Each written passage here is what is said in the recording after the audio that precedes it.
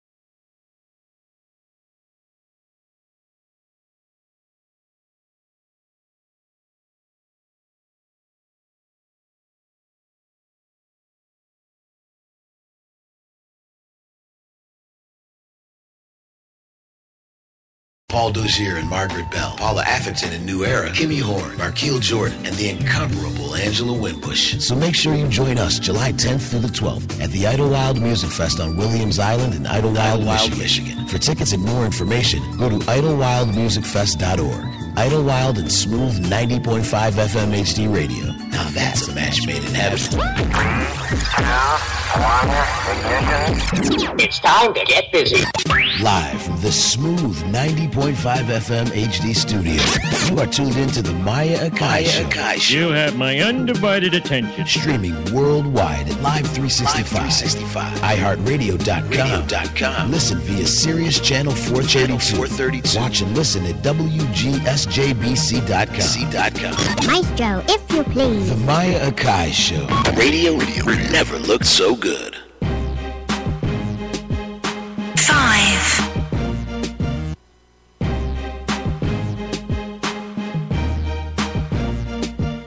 4,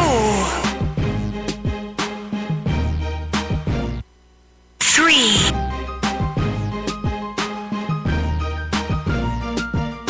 2,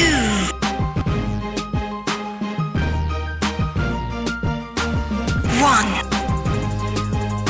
It's showtime. Your radio never sounded better.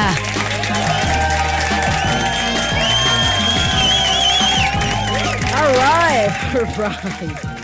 As we come out of that very seedy and difficult conversation about image recognition software. I almost went home for the day. I was like, I'm done. I can see what happened. Come on, I'm just seriously. I'm done. Come on, seriously. I'm at the end. I've been told I look like a cat. I'm at the end. And I don't find it offensive. Because you like cats. If somebody say I look like a cat, I have a problem. I have a problem with you. Don't call me any kind of... I don't have a problem. Don't call me anything. Anyways, it's unfortunate. But okay, so we're still in tech gone wrong. Uh-huh. And next, I think is to listen, because there could potentially be a lot of implications in this next story. There's a standoff over social media passwords, and it might be breaking new legal ground. Okay. So, this takes place in Houston, Texas.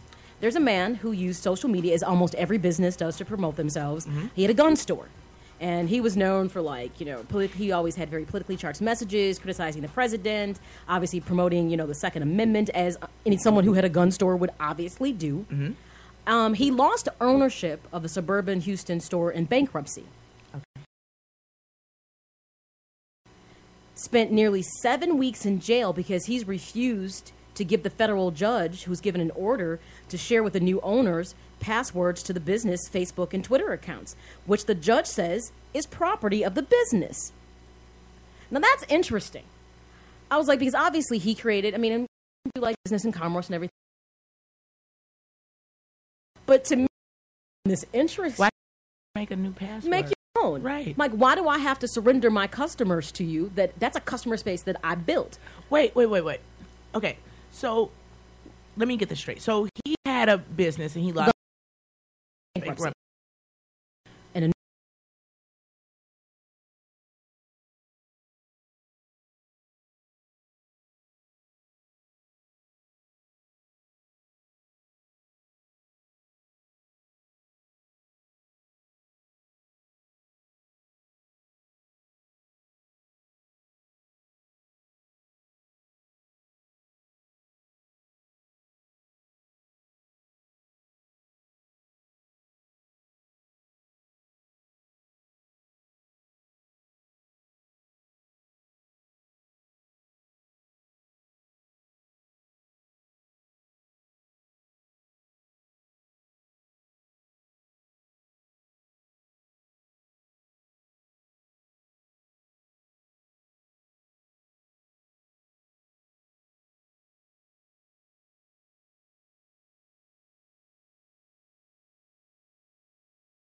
but they're saying because they were created under the business that he has to surrender that information to the new owner, even though you can change your Facebook page name and Twitter allows you to change your handle one time and that's it. Yes. So technically he could change and say, okay, I no longer own the store. Say it was, J.A.'s gun shop. Uh-huh. Okay, it's now just going to be Jeremy LC. It's just my name. That's it. Right. You know, then or- take off the gun shop. Why can't he Right. just do that? Well, because the judge is saying that he feels it was created in the business. It was networking. It has a client list. but that it was he his feels- business.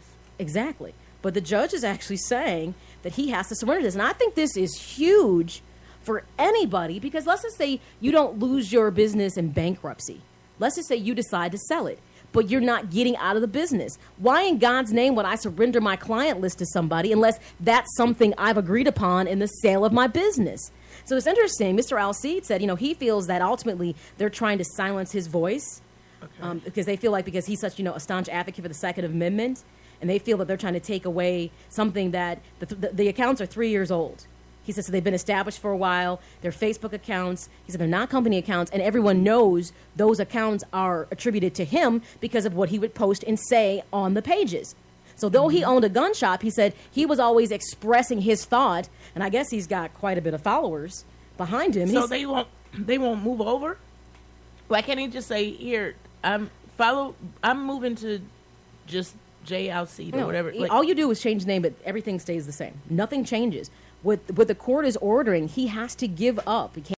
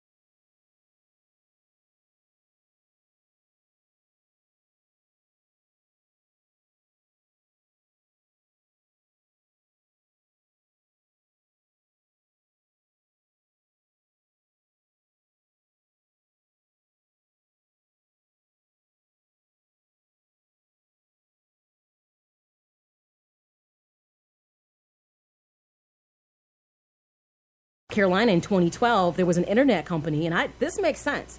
It settled a lawsuit filed against a former employee that they said cost them thousands of dollars and a loss of revenue and business because it took 17,000 Twitter followers when they left with them. Now, that might have been, for instance, let's say you amass 17,000 Twitter followers because we're doing this. Uh-huh. And if you and I part ways, your followers go with you. And I'm like, Right. well, wait a minute, that affects my listenership. But it was my Twitter. I agree. And that's the thing about public domain and, intellectual property and stuff like that. See, now this is disturbing because when you They filed it. Didn't say they won it, but they filed a lawsuit. And in Pennsylvania, another federal court also ruled in the favor of a woman who had been sued by her former employee because she took over her LinkedIn account after firing her. So the person worked for her. She built this very elaborate LinkedIn network of people, and when she fired, they kept the account, though the actual employee at the time had created and did all the work. This is one of those really fine lines. Yeah. This is a fine line, and I'm like, You know what? Well, my business is my name. So if you understand, just like your business is your name. Right. So nobody can really take that over. But I guess if you have a company, so to speak, like even if I did acquire 17,000 Twitter followers and then and I go, that's still me. Here's what's interesting. Like in the situation in Pennsylvania with LinkedIn, my thing is and this is, like I said, this is where public domain and intellectual property becomes really key. Right. And this is why you often end up signing off when you create things under a company. So they feel like if you create this while you are my employee and we gave you the access and resources to do it, you're not just going to walk away with it. That's where the whole intellectual property thing comes in. And that's why you got to be careful what you do with your employer. If you got a great idea, you need to be mindful if you're surrendering that idea over if you signed, a clause that talked about intellectual property. So I kind of get the business in Pennsylvania with LinkedIn. If she was at work using LinkedIn as part of her job, and let's say she was networking to get people to find out about products